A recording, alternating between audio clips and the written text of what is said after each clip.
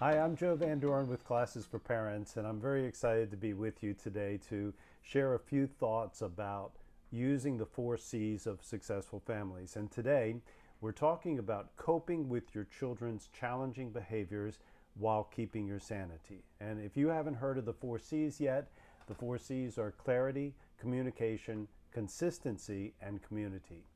You know, raising children can provide us some of the most exciting and most wonderful times of our life. And there are times, though, when raising them and when they're going through some phase that is disappointing or frustrating or difficult challenge for us, that it's not so wonderful, right? And especially that's true, especially when they're just not listening to us. So, how can we effectively handle those challenging behaviors and maintain that loving feeling that we would like to maintain? Strategy number 2 is refrain from raising your voice.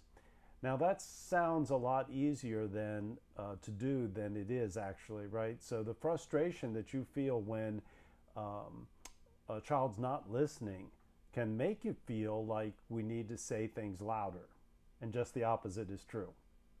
When we yell or nag or make threats, it can take a consequence and change it into a punishment or increase the power struggle that's going on between you and your child. So, what's the difference between a consequence and a punishment? Consequences are all about the future and about learning lessons that are going to help them in the future. And punishment is all about the past and comes from a place of power and many times becomes punitive or shaming and guilting. So here's the suggestion for this kind of situation. Lower your voice to get their attention. Speak in a kind, firm, matter-of-fact tone, setting the boundaries that are based on your family's values. And that is a part of the second C, communication. So decide ahead of time to allow natural consequences to take place, and then create ahead of time logical consequences for those things that are most important to your family so that they're not chosen in the heat of the moment under a great deal of emotions. Remember, children learn from their parents and other adults in their life. And so if we're yelling at them to get cooperation, their takeaway may end up being that if I really have something that I want, the way I get it is to yell. And I don't think you want them to learn that.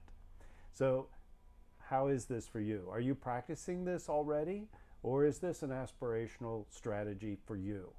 What are the most important desires that you have for yourself and for your family? Leave your comments below and watch for more strategies about coping with challenging behaviors and the challenges of family life. And until next time, keep practicing the 4 C's of successful families by clarifying your values, communicating them clearly, living them consistently, and building your community of support. Until next time, bye.